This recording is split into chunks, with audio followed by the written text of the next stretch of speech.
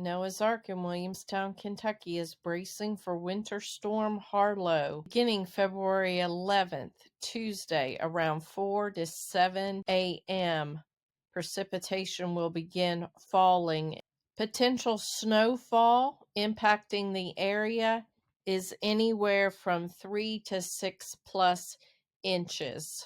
Crews are bracing for the incoming snowfall in Winter Storm Harlow. Zoo staff is always available to take care of the animals during any and all weather events, and Winter Storm Harlow is no different.